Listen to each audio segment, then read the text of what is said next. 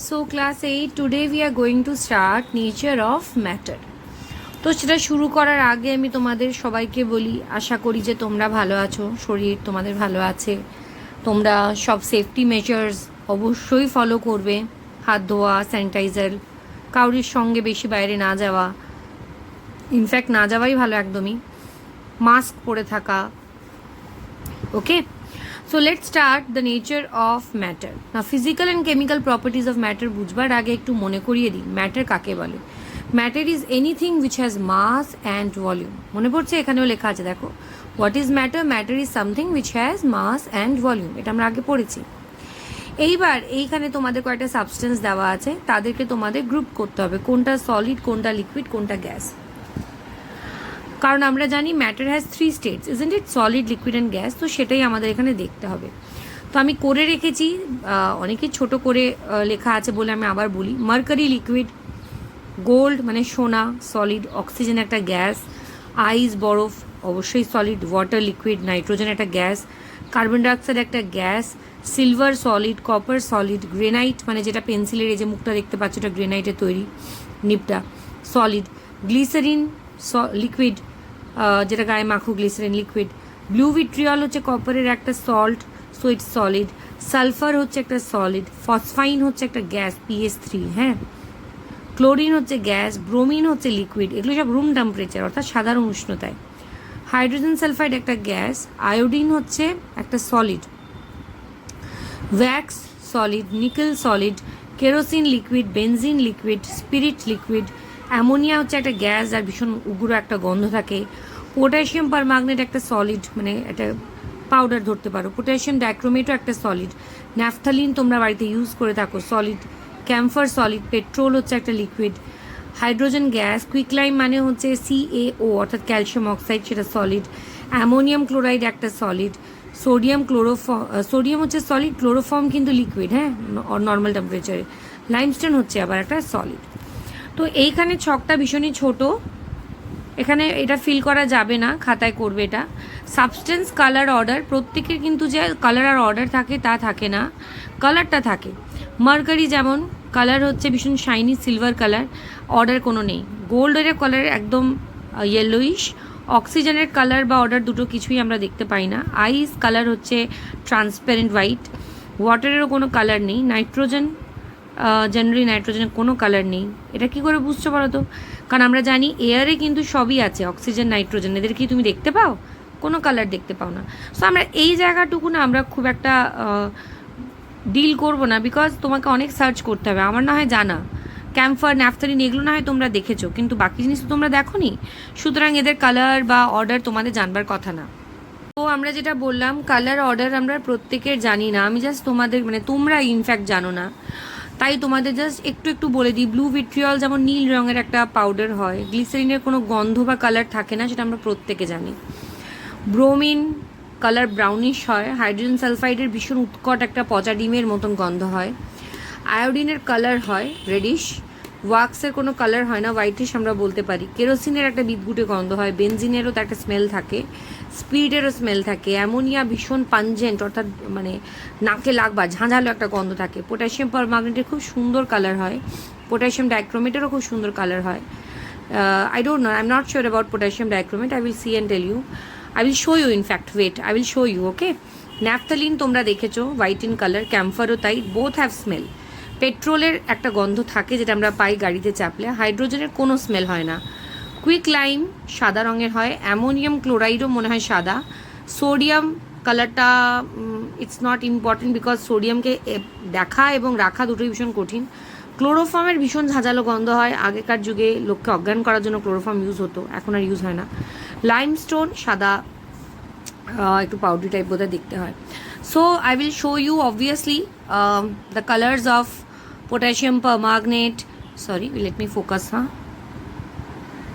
Bromine, iodine, phosphine তো একটা gas, blue vitriol, এইসব জিনিসের যেগুলো তোমরা কোনোদিন দেখো নি, এদের আমি ছবি তোমাদের পাঠাবো, ঠিক আছে?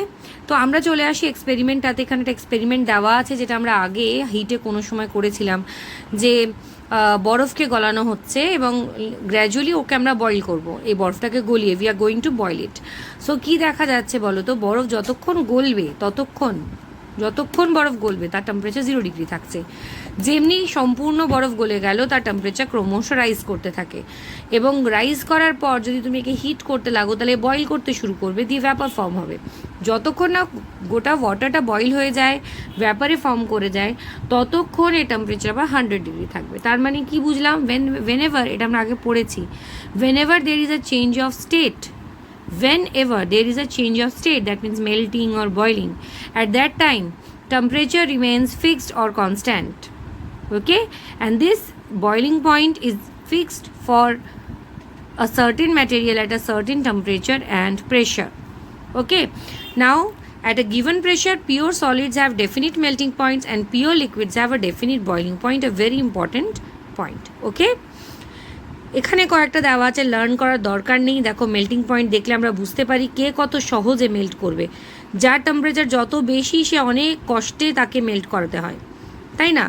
জিঙ্ক দেখো কম, ওয়াটারের মেল্টিং পয়েন্ট 100, ক্লোরোফর্ম আরও মেল্টিং পয়েন্ট এর, আর যেগুলো লিকুইড তাদের বয়লিং পয়েন্ট থাকবে। তাহলে ক্লোরোফর্ম খুব সহজে বয়েল হয়ে যায়, ভ্যাপারাইজ হয়ে যায়। ওকে,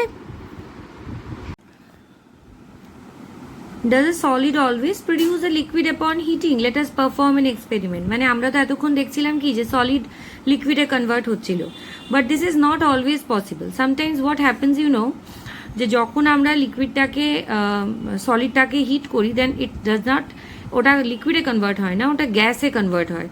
যেমন ঘটে আয়োডিনের ক্ষেত্রে, যেমনটা ঘটে এখানে দেখো ক্যাম্ফার নিয়েছে, অর্থাৎ কর্পূর নিয়েছে। তোমরা কর্পূর থেকে কোনো দিন দেখেছো লিকুইড তৈরি হতে? সবসময় কর্পূর দেখবে ক্রমশ যদি ওপেন এয়ারে রেখে দাও ছোট হতে থাকে, কিন্তু we are not going to get any type of liquid around it.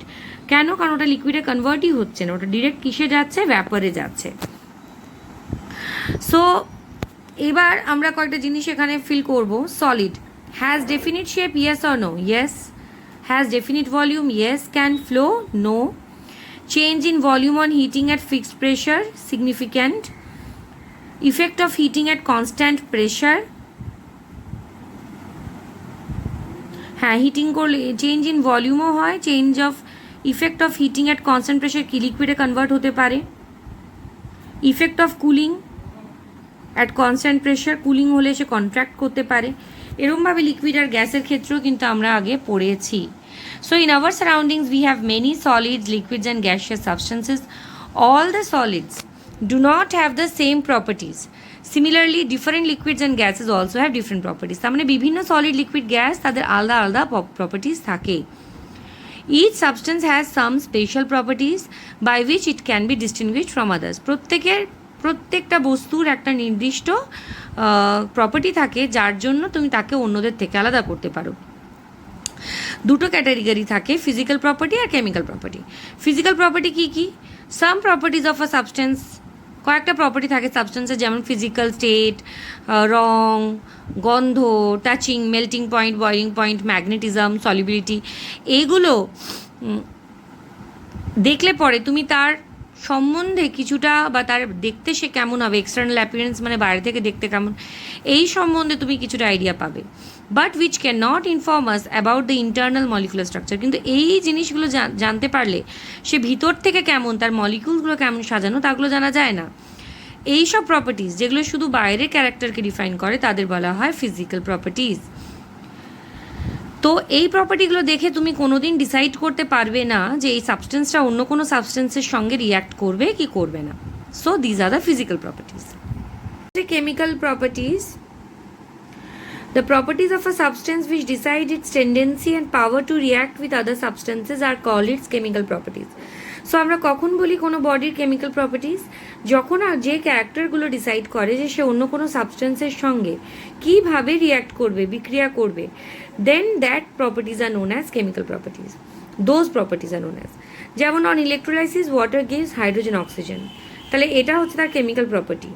Burning of sulphur produces the suffocating sulphur dioxide gas, মানে সালফারকে পোড়ালে পরে সাফোকেটিং মানে নিঃশ্বাস বন্ধ করা, চোখ হয়ে যাবে, তোমার নিঃশ্বাস নিতে কষ্ট হবে এমন একটা গ্যাস তৈরি হয় যার নাম সালফার ডাইঅক্সাইড। এটাও কিন্তু সালফারের chemical property. Zinc dilute sulphuric অ্যাসিডের সঙ্গে লঘু সালফিউরিক অ্যাসিডের সঙ্গে বিক্রিয়া করে হাইড্রোজেন গ্যাস উৎপন্ন করে, এটাও কিন্তু জিঙ্কের chemical property. So the properties which decide what will form after a chemical reaction, those are known as the chemical properties. এইখানে তোমরা সব কটা এক্সাম্পলস পড়বে, বিভিন্ন সাবস্টেন্স দেওয়া আছে, তাদের বাইরেকার অ্যাপিয়ারেন্স দেখে তারা দেখতে কেমন, তাদের বয়লিং পয়েন্ট মেল্টিং পয়েন্ট দেখে কীভাবে ডিসাইড করা যায় যে কোনটা কোন সাবস্টেন্স, সেটা এখানে এক্সাম্পলগুলো পড়লে তোমরা বুঝতে পারবে। যেমন দেখো এখানে আয়রন আছে, তুমি টাচ করলে কেমন তোমার ফিলিং হচ্ছে তার উপরেও ডিসাইড করে। জল, গ্লিসারিন দুটোকে টাচ করলে একরকম ফিলিং আসে না। সো টাচিং দিয়েও কিন্তু আমরা কখনো কখনো সাবস্টেন্সকে আইডেন্টিফাই করতে পারি।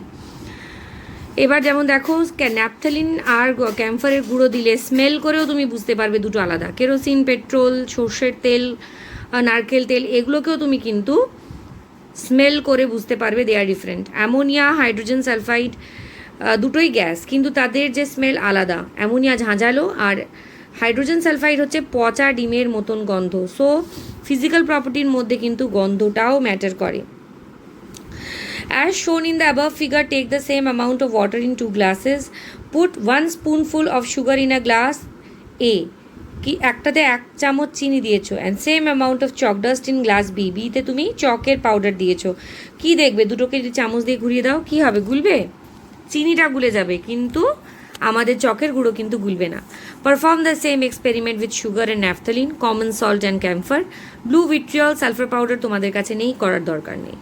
ঠিক আছে, এবার সলিউবিলিটিটা চেক করা হচ্ছে। এই যে ব্যাপারটা, কতটা জলে সলিউবল দেখতে পারো, কতটা তেলে সলিউবল দেখতে পারো। সলিউবিলিটি ডাজ নট মিন যে সেই জিনিসটা জলে কতটা গুলছে। সলিউবিলিটি বলতে গেলেই তোমাকে বলে দিতে হবে যে কোন লিকুইডের ভিতরে অ্যাকচুয়ালি সে ডিজলভ করতে চাইছে।